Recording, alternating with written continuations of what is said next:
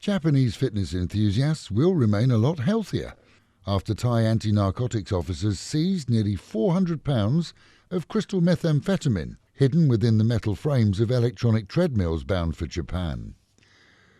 The discovery follows findings last month by Australian police, who claimed that drugs found stashed in similar equipment there had originated here.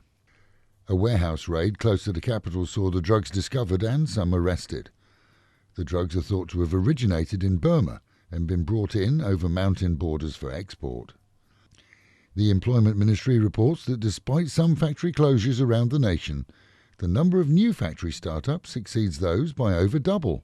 Investment in new production lines here appears to be brisk, and year-to-date spend on new start-up operations is estimated to be at around the 440 million baht mark. The Electricity Authority are reported to have started to cover the costs for treatment of a Nakhon Ratchasima woman who was electrocuted in the street when power cables fell there.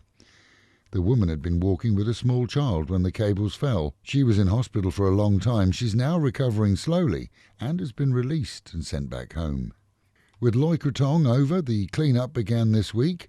Rivers, canals, lakes and of course the ocean were awash with traditional floats. Reports indicate that far more this year were not made from polystyrene but from natural products, which means they'll naturally decompose, but tens of tons of remnants have already been cleared from the waterways.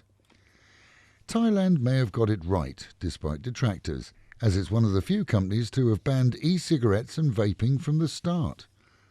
Cardiologists globally are now denouncing the electronic fags, and more so the fluid used to smoke them. Deaths around the world have been attributed to them, and damage to heart and lung is considerable, according to new and qualified reports. Still better than tobacco, perhaps, but in many cases the fluids sold, especially in Asia, use cheap but dangerous chemicals, often including those used to manufacture antifreeze. The ticket giveaway for Mumford & Sons gig in Bangkok next week began yesterday on Fab FM. Tune into the shows to find out how you can win 2 tickets to see them on Thursday.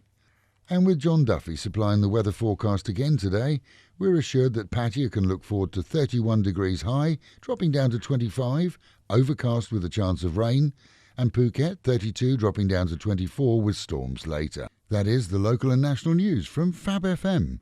For videos and of course to keep up with fabulous Pattaya, visit alwayspattaya.com.